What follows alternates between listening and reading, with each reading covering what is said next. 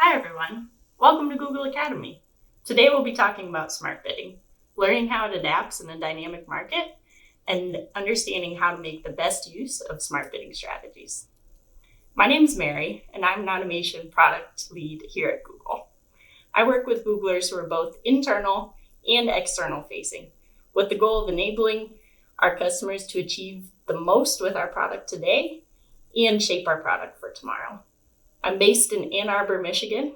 I love yoga, wake surfing, and I'm learning to love long walks around the apartment. As many of us continue to adapt to COVID-19 across the globe, we understand that today's landscape is creating new challenges for you, your business, and your customers. While the challenges of each business are unique, we are all being impacted in some way, and we want you to know we're here for you. You can find more information about how Google is trying to help by visiting our company blog at blog.google. Many of you have reached out to let us know that this type of training comes at a crucial time, a time where you're striving to be helpful and relevant to your customers. With this in mind, we'll continue to work hard to provide you with the content and the insights that you need to help your business moving forward. And with that, I'll hand it over to my co-facilitator, Adam. Thanks, Mary. Hello, everyone. My name is Adam McDaniel. I am also a product lead at Google. I've been with Google for almost 4 years, but before coming to here, I was about 7 years in the agency world, focusing on digital media and strategy. I lean on the experience a lot when it comes to talking about our technology and what it means for improving our advertisers' businesses and their media optimization. To say it's a unique time in the world is an understatement, as we all collectively grapple with what this global pandemic means for us as humans first, but also as professionals. There are often more questions than answers. There is no playbook for times like these, but what we've found helpful in a crisis is to provide clarity, as in the Do to 5 initiative featured on Google homepages around the world in partnership with the World Health Organization, to remind us all of the good habits we can display to help stop coronavirus. Though we're uncovering new challenges every day, we've worked to codify a set of principles to use internally to evaluate our media campaigns in this altered marketplace. And we thought it would be helpful to you and other brands navigating the same uncharted territory. And in keeping with the theme of 5, consider these 5 principles and questions. Is this campaign right, given the current context in a local market? Though we greenlit this last month, or last week, or even yesterday, is it still right for the context and moment? And are all of the creative elements appropriate and relevant to this new reality? Also, what are the most relevant brands, products, or campaigns our media can support right now? And what ways can our brand be helpful to people and businesses? And with that, I will hand it back to Mary, who will walk through what we will cover in today's learning.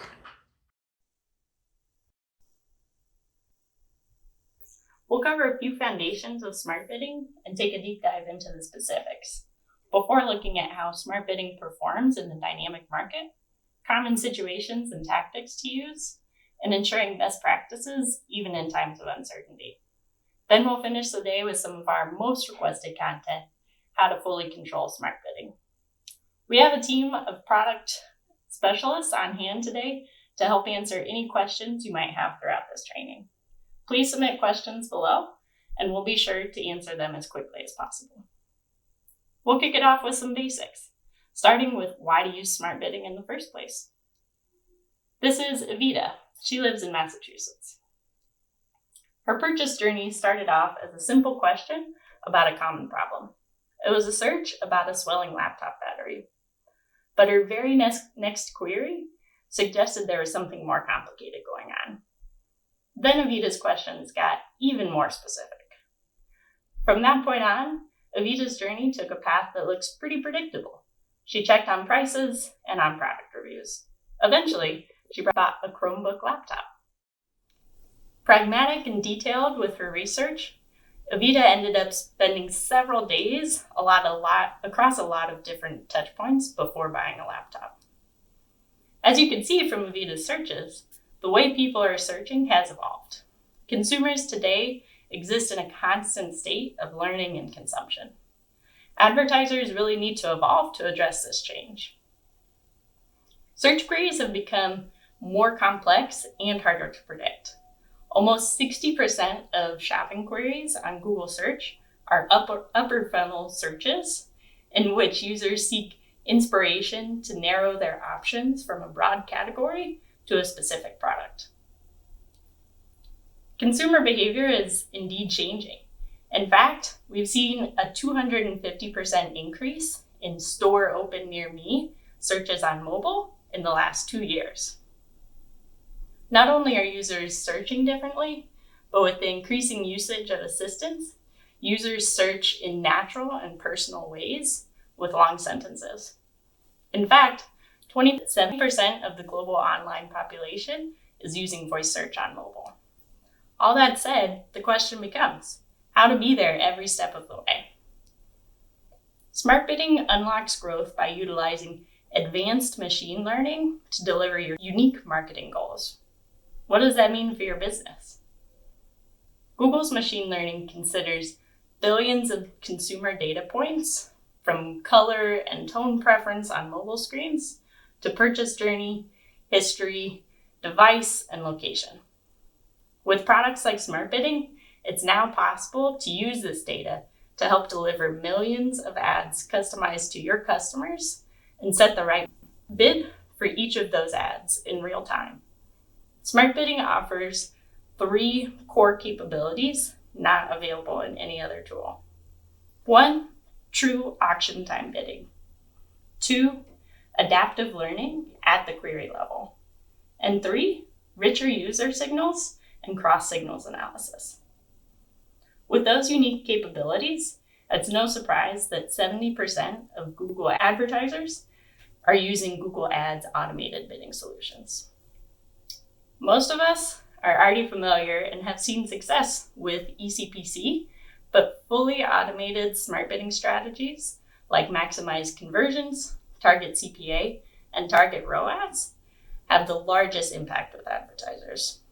Through internal product analysis, we found that our fully automated bidding strategies have superior performance as compared to our semi-automated solution, eCPC.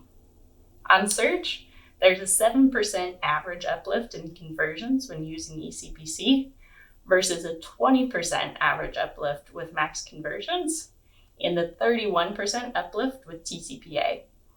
On shopping, that jumps to a 35% average increase in conversion value for TROAS. Keep in mind that eCPC is not a fully automated solution. We have a quick case study to look at here, focusing on a company called Orange Romania. With over 20 years in the local market and more than 10 million customers, Orange Romania is a leading Romanian telecommunications company. A mobile operator and realtor, their most important service is Orange Love, providing customers with a range of connected services, including mobile, TV, and fiber internet. In 2018, the company was aiming to reach ambitious growth in lead generation targets for Orange Love in a very competitive market. Since they were already using audience targeting to deliver highly customized messaging, they decided to increase brand coverage and let machine learning do its magic with smart bidding. Once smart bidding was enabled, they successfully completed the 3A strategy: audience, automation, and attribution. The results of adding maximized conversions to audiences exceeded all expectations. For a campaign using RLSA, the total number of conversions grew by 180% in just 4 weeks, with a 41% decrease in CPA and a 42% decrease in CPC. Moreover, the most profitable type of conversions, which here is eligibility, had increased by 575%, proving that smart bidding can deliver on various client KPIs in the same time frame. And now I'll hand it back to Adam to take us a little deeper into smart bidding. Now that we know the benefits of smart bidding and how automation can help make sense of complex media decisions, let's dive deeper into how to apply smart bidding to your account. The first step is to align your bidding strategy with your marketing objectives. First, think about if you have an efficiency goal in mind and would like to use a CPA or ROAS target to determine conversion volume. or if you would rather just use budgets to determine your conversion volumes. Second, if you're tracking conversion values and have a goal to increase conversion values in the account, then that will also help determine which bid strategy to use. Some other marketing objectives may also determine your strategy and key initial steps to help achieve them, such as if you're driving leads, we recommend using offline conversion tracking to optimize towards higher quality conversions in customers. Also, if your goal is online sales, then make sure that those conversions include a value. And then lastly, if your goal is offline sales, make sure you're including store visits in the conversion column if you're eligible for them. Let's take a look at more details on each of the smart bidding strategies. For target CPA, this bid strategy will drive as many conversions at a given cost per acquisition target goal. There are no minimum conversions needed for this bid strategy. For maximized conversions, this bid strategy is similar to target CPA, except that it will drive as many conversions at a given budget instead of a CPA goal. Again, no conversion volume needed to use this strategy. And this is a great one to use if you have a new campaign and are unsure of a cost per acquisition goal to use. For target ROAS, this strategy will try to deliver the most conversion value volume at a given ROAS goal. This strategy does have some minimum conversion volume on most formats at around 50 conversions over a month. Maximize conversion value, a newer bid strategy, will drive as much conversion value at a given budget. Again, no conversion minimums, and for shopping, it's unique to smart shopping campaigns. Regarding budgets, for target CPA and ROAS, they work best when they are not budget constrained. When either of these bid strategies are budget constrained, they could have delivered more conversions at the given CPA or ROAS target. For max strategies, they will spend your budget and maximize conversion volume at a given budget. So ensure that the budget you have entered is what you are comfortable spending. And regarding why most of these do not require conversion volume, we will cover that later in the presentation about how smart bidding uses account-wide conversion history. For campaigns not on smart bidding, the recommendations tab is an excellent resource to determine which bid strategy to use, the forecasted impact of that bid strategy, and what goal or target to use when implementing it.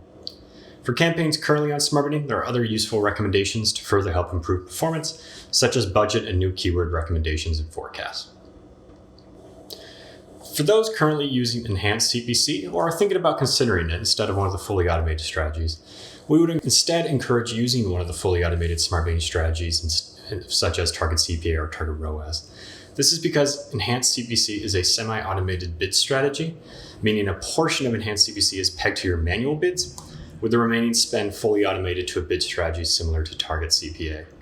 Initially, this may sound attractive, but understand that you do not have control of the CPA target that the automated portion of enhanced CPC is trying to achieve. Also, the automated portion respects bid modifiers, which may work for manual bidding, but hinders the automated portion of enhanced CPC. So for more control over automated targets and for maximum potential, we would say use a smart bidding strategy like target CPA or target ROAS instead. One question we receive often from advertisers using a third-party media platform is if they can use smart bidding. Yes, you can use smart bidding with a third-party platform as long as we follow some best practices. In fact, your third-party platform may have already integrated smart bidding and may have it as a feature available on their platform. But first, why would we want to use smart bidding if we already have a third-party platform? Let's say they haven't integrated already. As we've discussed before, smart bidding has unique capabilities, even if you are using a third-party platform. Google Ads smart bidding is query level, and it's proactive optimization. It's not just reactive historical data. It is impossible to replicate even with the most complex account structure, scripts, and set of rules. And also, every auction receives an instant evaluation of data signals in tandem to set the optimal bid. Further to this, smart bidding bids to each individual auction using all signals combined, and not to a set of averages like media platforms would. It's also learning from the success and failure of every single auction. Generally, media platforms will send across bid changes at a maximum 6 to 8 hours, or generally daily for the most part. And they also only bid on a few major signals with a blanketed bid modifier, such as a 40% increase of a CPC on everybody in a certain audience list is one example. On the other hand, smart bidding is bidding towards real time. And what this means is that a media platform is instead bidding based on averages. Smart bidding is also using thousands of proprietary signals not available to media platforms or even manual bidding. Okay, so we know the why. But what about the how to use smart bidding with a media platform if they haven't integrated already? The first step is to consult with your third-party platform account team to make sure that all the best practices on their side are applied. But on our side, what we would say for best practices is to first identify the campaigns that will use smart bidding. And again, the recommendations tab is a great place to start to find campaigns to use smart bidding, as well as predicted uplift by switching to a smart bidding strategy. We also want to make sure that there's some conversion alignment between the platforms. So the conversion actions in Google Ads should at least match the conversion actions in your media platform. Also ensure that the attribution models are the same or similar. Then you would implement smart bidding and then sync that campaign back into your media platform. If you are using an automated bidding bid strategy from your third-party platform, we would say remove that campaign that's using smart bidding from that third-party portfolio automated bid strategy. And then lastly, ensure that all other smart bidding best practices are considered to help boost the performance of that campaign. Now, again, your platform may have specific steps or may have also even integrated smart bidding. So we would strongly encourage you to reach out to your platform representative to discuss further. And a few common questions that we receive is first, how do we determine the CPA or ROAS target used? Should we just use the same exact target that we have in our third-party platform? We would say use the recommended Google Ads CPA or ROAS target to start, or at least something close to what your historical actual CPA or ROAS is. The way your third-party platform determines CPA or ROAS or tracks conversions may vary with Google Ads for a variety of reasons. And so for best practices, we do say start with the recommended CPA or ROAS target in Google Ads. Another question that we get from our partners or advertisers who develop their own platform is, can we use smart bidding? And yes, you can use smart bidding if you developed your own proprietary platform. It is available through the API with a wide variety of features to help optimize it. And we would encourage you to reach out to your Google team to better understand this. Or a good place to start is to translate your in-house process to a smart bidding landscape. And we'll cover some of that details later on in the presentation. Now that we have a sense of how smart bidding works and where to start, I will hand it back to Mary. Now that we have a good foundation of the main key benefits of smart bidding and understand how to identify which smart bidding strategy is right for your account, we want to spend some time looking at how smart bidding works in a dynamic market. There are 3 key reasons why smart bidding performs, even in a dynamic market. First, it uses auction time and proactive bidding. It's proactively achieving a goal with every single auction, not just with a batch of historical data. It immediately bids with any new adjustments and filters out auctions with low or no conversion likelihood. Second, it uses cross signals for each conversion and auction. Smart bidding measures and bids with all signals combined, and then layers on our proprietary signals to identify further intent. Finally, it uses account-wide conversion data. Smart bidding captures recent and aggregated trends across all conversions and uses those to identify future auctions while still respecting bid strategy goals, for example, at a campaign or ad group level. When an account uses manual bidding, it's reactively optimizing based on historical data. That means with manual bidding, it may not cross-check account data, capture recent trends, or deliver significant data. With smart bidding, we can proactively bid based on recent trends and signals, not just historical data, in addition to bidding towards the campaign's strategy goal. Smart bidding also factors in recent swings in demand, historical trends, even down weekly or hourly, and other signals that are critical during fluctuations. The feeling of a lack of control over smart bidding is one of the most common things we see and is one of my favorite myths the best. When moving from manual bidding to smart bidding, you're just translating what you were doing with target CPC into a target CPA or ROAS environment. There are a number of ways to control and optimize with smart bidding, with the most common being goal adjustments that we'll take a closer look at towards the end of the session. But we just couldn't resist giving you a little teaser here. And now we'll turn back to Adam to walk through some common situations and tactics in a dynamic market. Thanks, Mary. At a high level, some common scenarios could involve a large decrease in demand where advertisers may ask, how do we make major changes with smart bidding? Will it upset the algorithm?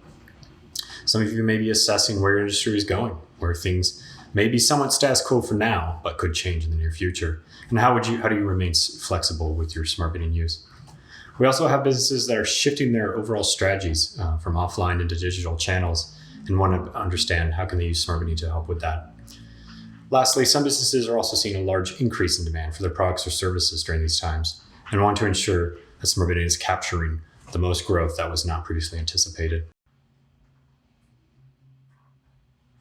Some of the guidance we'll walk through involve forecasting in a dynamic market, growth best practices with smart bidding, understanding when you can make major adjustments and changes with smart bidding, handling branded search keyword demand, testing smart bidding in a dynamic market.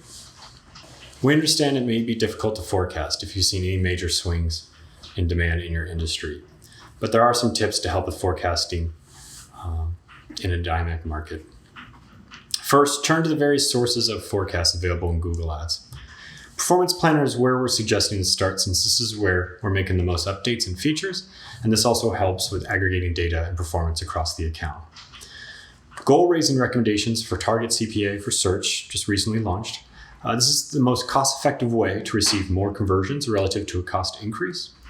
And lastly, for more specific campaigns and situations, target, bid, and budget simulators can also help forecast for those specific campaigns and portfolio strategies. Note that data found in Performance Planner, bid and target simulations, and forecast in the Recommendations tab come from the same source of data in Google Ads, in addition to what is used by smart bidding. So this is a great way to understand smart bidding potential and get visibility into insights. Now, some tips on using this data. If you have seen large swings and forecasts from a while ago seem to be less accurate, make sure to check at least weekly to factor in recent trends. And if you have even greater uncertainty, even within a week, make sure to adjust your plan with your assumptions, such as knowing that you'll take a higher or lower ROAS goal for a specific geo in the near future. Also, make sure to prioritize other impactful tasks to make sure that your forecasts are accurate and represent your market well. For example, if you're only using exact or phrase match keywords, you're only forecasting a subset of a potential customer base. Also, with last click attribution in Google Ads conversions, you may be forecasting inaccurate potential for your upper funnel campaigns. Now, for most situations, ensuring that growth best practices are in place will ensure that you get the most for the same CPA or ROAS target or budget if you're using a max strategy. For example, if you are budget constrained on target CPA or target ROAS, you could have received more conversions at your CPA or ROAS target. Another example is being constrained by your targeting. I mentioned in the last slide, but if you're only targeting a specific match type, you also could have received potentially more conversions by tapping into a wider query set that also has conversion potential. Another tip is to ensure that you don't overly segment your bid strategies. If you have lots of campaigns with low conversion volume, it may help to use a portfolio bid strategy with a shared budget, or simply consolidate the campaigns. Either should have similar or the same effect. Remember, smart bidding will spend up to the point of achieving its target, so ensure you give the flexibility to find options and shift spend to get the most conversions at that given target. This best practice even applies if you're spending less on Google Ads now. We want to make sure you're receiving the most performance for your spend. Another tactic we usually treated as a niche tactic before the last few months, but is now not so niche in a dynamic market, is the concept of target adjustments and introducing constraints with smart bidding. Although not ideal, smart bidding targets can be adjusted as often as large as needed if you have external factors that require it, such as upcoming inventory issues. When you adjust your target goals, smart bidding immediately factors in with adjusted bids at the same degree. And it usually takes 1 to 2 conversion cycles for it to achieve this goal. Also, if you need to constrain, pause, exclude, do so. Again, only if external factors require it. Smart bidding is still going to try to maximize at a given goal. If it's better to have smart bidding match up with your business objectives than a bit of algorithm stability in the short term. Again, smart bidding already factors in performance trends quickly, so ensure that you're doing this to match external factors. We do say try not to over-optimize with very recent data, as this could be misleading and cause volume issues in the long run, but we'll circle back on that concept later in the presentation. Some of our advertisers have seen a large spike in their branded search demand and want to understand how can they still be efficient while handling a large increase in impressions or searches in their brand that may not necessarily convert. For guidance on branded campaigns, we recommend matching your primary goal of your branded keywords with the most relevant automated bid strategy that we have in Google Ads. There's two main strategies, either target impression share or a conversion-based smart bidding strategy that we've seen on brand accounts or brand campaigns, both with their own benefits during these times. If you want to use target impression share, you are able to own your branded auctions as well as keep out your competitors. But make sure to adjust your impression share goals or your CPC limits if you're concerned about efficiency when using target impression share. If you are concerned about conversion-based efficiency though, we would recommend using a conversion-based smart bidding strategy such as target CPA or target ROAS. This will ensure that any auction entered will achieve your CPA or ROAS target. You may lose out on some auctions, but mainly auctions with low conversion potential or were too inefficient to achieve your target. Common requests from our advertisers has been understanding how to test smart bidding during these times. We understand why. Even though a large shift we're experiencing now may warrant a slight pause to assess overall strategies, doesn't necessarily mean the end to ongoing pursuit of media sophistication. We adapt as marketers. So some tips on testing smart bidding. The first is to try to use draft and experiment split tests if possible, such as on search and display. Standard best practices of taking the right goal and giving it time apply, but for a dynamic market, we have a few more specific tips. If you want to see results faster, more conversion volume and less conversion delay brings significant results to a test faster. You can use smart bidding just fine on lower volume campaigns with high delay. But for split tests, you should be able to see results faster if you have more conversion volume and less delay. Also, any major optimizations you do in the control, which would in this case possibly be manual bidding, should also be applied in the experiment, such as any major adjustments or targeting changes. For situations where split tests aren't available, try to isolate major variables when you're doing a pre-post test.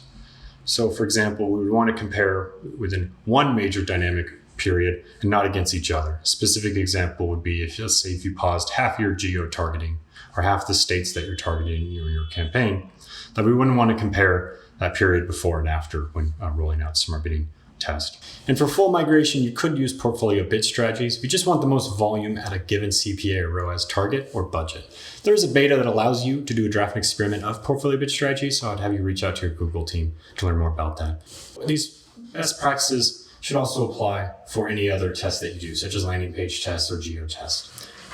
There are so many other specific best practices that help smart bidding performance that we don't have the time to dive deep into, such as creatives, attribution, or audience lists.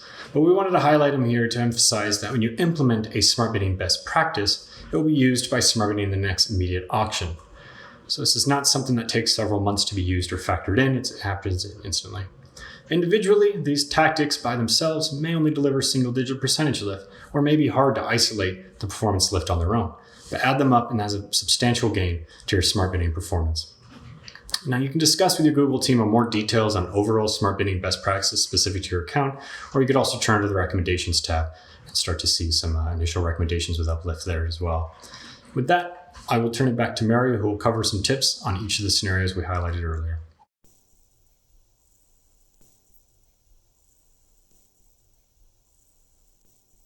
While there's guidance that overlaps all of these scenarios, we also wanted to provide a few tactics specific to each. Starting with decreased demand tactics. In this first scenario, let's look at a travel client that has seen a large drop in demand. As a result, they have lower performance volumes and stricter target CPA and ROAS goals. So they immediately need to achieve efficiency to justify ad spend. The priority tactics we'd recommend to achieve that efficiency are first, applying more conservative TCPA and ROAS goals, or switching to TCPA and TROAS if they aren't already. This will help ensure they're focusing on the most efficient conversions and will also help control spend. Additionally, it's more important than ever to ensure the account has good conversion hygiene, which means reducing duplicated conversions and only bidding towards primary KPIs. Finally, we'd recommend adding updated business constraints, such as ad scheduling, geographies, and pausing the lowest performing ad formats. We just want the star players out on the court. The potential pitfall to keep in mind is that with very conservative TCPA and TROAS goals, the volume and spend of the account may drop, but that's to be expected. Next, let's take a look at a scenario in an overly dynamic market. In this situation, there are various external factors causing major and frequent adjustments to marketing objectives, and there may be a need to lower budgets quickly. Most likely, large sections of the account have been paused. This may be a medical supplies client that is having to adjust due to local and national government policy, or a retailer seeing demand spikes, but only in very specific markets. The first priority tactic we'd recommend here is adjusting CPA and ROAS goals as often and as large as needed to match external factors. This is a great piece that highlights the distinction between smart bidding capabilities and smart bidding best practices. Best practice in a normal situation is to set realistic goals based on the last 30 days of data and limit the number of changes. Given that this is an unprecedented situation, smart bidding does have the capability to handle more conservative targets and frequent changes, even though we would not recommend it as a best practice in a normal market. Additionally, make sure to review forecasts often if possible, and if forecasting proves difficult, layer additional constraints such as negative keywords, geographies, etc., as external factors require it. A few pitfalls to watch for are overreacting to data that is too recent, and also know that a large increase in CPA or a ROAS goal may result in a corresponding increase in spend. Next, let's take a look at a few assessing scenarios. In this scenario, we're mostly status quo, but potentially with less demand or supply. Maybe that's a clothing company that is seeing similar demand, but is facing supply chain issues from overseas factories. In this case, all standard growth practices apply, which means using non-last click attribution, removing constraints, opening up targeting, and using portfolio bid strategies as needed. This is where those smart bidding best practices of limiting goal adjustments and understanding that smart bidding is already maximizing the volume under given goals. The pitfall here may be seeing manual bidding as the only way to fully control the account, but as I mentioned earlier, we can fully control smart bidding in a variety of ways, including with goal adjustments. If you find yourself in a similar situation, stay tuned for a deeper dive into those control levers at the end of this session. Next, let's dive into tactics for scenarios in which a company may be shifting their strategy. In this case, a company is shifting large segments of their business into Google Ads and is unfamiliar with newer tactics. For example, that might be a CPG brand shifting more spend to capture shifts in media impressions. Here, we'd recommend first planning through Keyword Planner and Audience Insights tool to understand initial insight into demand. Then, using smart bidding and automated campaigns to expedite the learning curve. Additionally, keeping the website relevant with any new info and updating conversion actions to align with the new business objectives will be key. As you can see, there are a number of pitfalls for this scenario, which include inheriting incorrect goals from other media channels, assessing formats too early, and missing opportunities to further optimize. This scenario is one that is increasingly common. An offline retailer who needs to pivot online to capture more e-commerce orders. Just like in our other scenarios, one of the most important tactics is to ensure conversion tracking is accurately reflecting the new goals. In this case, that also means removing all closed stores from local campaigns to let smart bidding know not to drive sales to closed sites. Additionally, smart shopping campaigns will be a useful tool here to scale across networks for volume, feed hygiene, and general GMC operations. The pitfalls here are also familiar by this point. Inheriting incorrect goals from other media channels or tactics, or assessing too early after launching digital tactics. Finally, let's take a look at a few scenarios with increased demand. In this case, a company may be seeing a surge in demand and wants to grow volume while maintaining efficiency. A great example of this is an online course provider seeing increased demand due to local policies. On top of adhering to all standard growth best practices, it's important to take advantage of Performance Planner to forecast conversion volume and adjust goals accordingly. We would also recommend leveraging smart campaigns to capture a wider inventory and investing into upper funnel initiatives to meet potential new customers early in their journey. Know that large increases in spend are expected with an increased CPA or ROAS goal, and make sure to analyze the performance and forecast frequently. Each of the scenarios we went through has unique challenges and opportunities, but by focusing on a few priority tactics, including leveraging smart bidding, and being aware of the potential pitfalls, companies in each scenario can set their advertising up for success. All right, thanks, Mary. We wanted to touch on a few more best practices that we've seen helpful during these recent times. The first is ensuring that new pitfalls aren't developed, while understanding how can we address any legacy pitfalls that have become more apparent during economic uncertainty. So Mary touched on some various pitfalls that could happen depending on your business scenario, but some new ones that we've seen pop up is with advertisers that have the urge to look at very recent data and over-optimize with it. Also, it may be hard to model with lead generation efforts or lifetime value right now with current conversions and overall kind of changes in volume.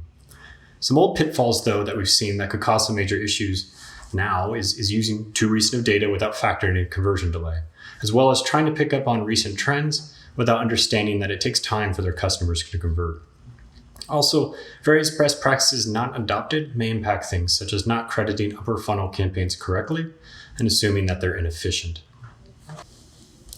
On the concept of over-optimization with recent data, we know it's hard to give a one-size-fits-all approach of an answer of how recent is too recent of data. But in this example, you can see that instead of using data from the past week to inform a major adjustment or assess swings in primary conversion volumes, we instead note the conversion trends observed and maybe even instead assess secondary KPIs such as add to cart instead of purchases. After several weeks, we can then validate those trends noted in the first week. And also, all these measurements are factoring in conversion delay. So if most of your advertisers say take 2 weeks to convert, you'll need to remove at least the most recent 2 weeks in Google Ads to get close to measuring absolute volumes and success. Again, timings will vary depending on your volume and goals, but hopefully showing that a staggered approach and the need for factoring in conversion delay helps with when you have major swings in demand. Another thing to consider is that smart bidding already is factoring in recent trends to maximize conversion volume. So there's no need to make major adjustments if you're just trying to get the most conversions at a given target. Another best practice we're addressing with our advertisers is improving conversion tracking at various levels.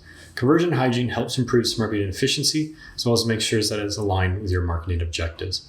At a fundamental level, we want to make sure that you're not accidentally tracking duplicate conversions in your account. Smart bidding is so smart that if it sees it can get multiple conversions in one click, it may bid aggressively on that.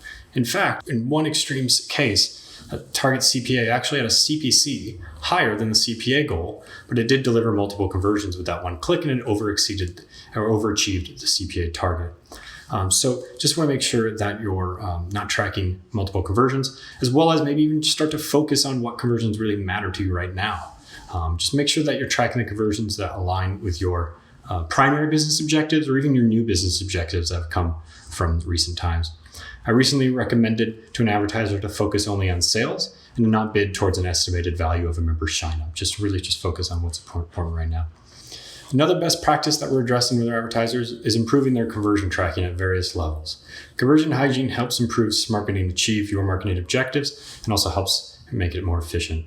At a fundamental level, make sure that you're not accidentally tracking duplicate conversions. Smart bidding is so smart that if it sees and get multiple conversions in one click, it may bid more aggressively as a result. For example, target CPA in some extreme cases may deliver a CPC higher than your CPA goal if it feels that click could get more than one conversion.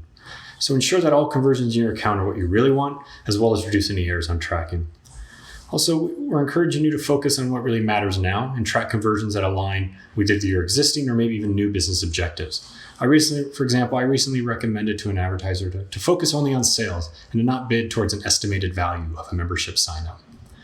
And for those who have had issues with lead modeling or just really want to bid towards what's most important to them, look to instead import new conversion items using offline conversion tracking potentially that align with your objectives, such as customers instead of lead submits. And to round it out, just a few other questions that I've been hearing a lot recently. Should we use data exclusion to help smart bidding? This is really only meant for tracking issues. And so if your conversion tracking is fine, then no, we wouldn't recommend this. Smart bidding picks up on recent trends, and we need that data to achieve your goal in whatever scenario you are in. Another question we had is, could we use seasonality adjustments? Now, this is a new feature. It does help out with some very niche scenarios, such as Black Friday, where you have understand what your predicted conversion rate increase could be. But unless you have a very specific situation, we'd advise against using them. That specific situation is a predictable large surge in conversion rate over 1 or 2 days for search and display campaigns. So seasonality adjustments also exclude data from the algorithm. So again, that data is going to be helpful for us to understand your new landscape. Another question is, should we turn off brand spend? We understand some of you may be striving for the most efficiency and feel you could use your branded organic results to help offset some branded spend. Just understand that about 50% of paid search conversions are incremental, even if you have the number one spot in organic search results. And there are other ways to help refine branded search spend, such as using audience lists to help optimize creatives, even on pure brand search terms. Okay, well, I will hand it back to Mary, who will cover the concept of controlling smart bidding. As we near the end of the session, we'll take a look at how we can fully control smart bidding. The same sophistication of optimizing CPCs on manual bidding can be brought to smart bidding. The major difference is smart bidding is optimizing for conversion volume or conversion value, where manual CPC is optimizing for click volume. As you can see, the high-level formulas for manual bidding and smart bidding aren't that different. It's simply a change in what the system is optimizing for. By focusing on conversions and conversion value with smart bidding, you can actually have greater control over your advertising performance. With smart bidding, you can translate your target CPC expertise with target CPA and ROAS goals and other manipulation. For example, in addition to adjusting goals to reflect your KPIs, you can also focus on optimizing the budget through shared budget and purposeful constraints, or use portfolio bid strategies as a way to consolidate and simplify your bidding, while also allowing for CPC limits. While there are a variety of ways to control smart bidding, goal adjustments are usually the most popular tactic to control ad serving and spend volumes. Forecasting your conversion volumes with target simulators and performance planner can help inform your adjustments, and it's also important to ensure your adjustments are closely tied to your changing business objectives.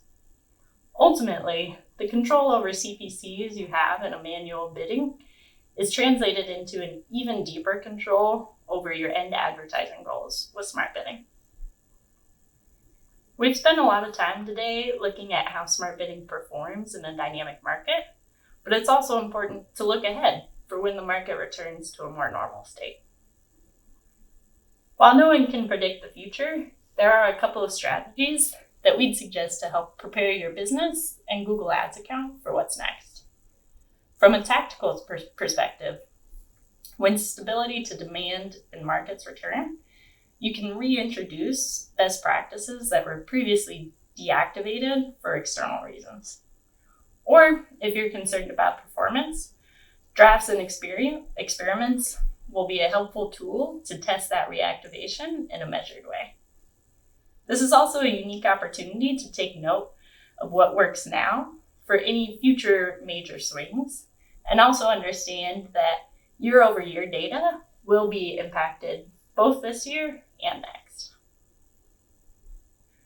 Target and budget simulators collect and analyze data from ad auctions you participated in and estimate how your ads would have performed in terms of key metrics like cost, conversions, conversion value, impression, and clicks if you had set a different CPA or ROAS target or budget. Simulators can provide insight into how different targets and budgets might have affected performance over the past 7 days. But they don't attempt to predict future performance. For instance, if you believe that your ad performance might change significantly in the coming weeks, you want to be careful using simulator data to choose your settings. And finally, use Performance Planner to forecast conversion volumes at different targets.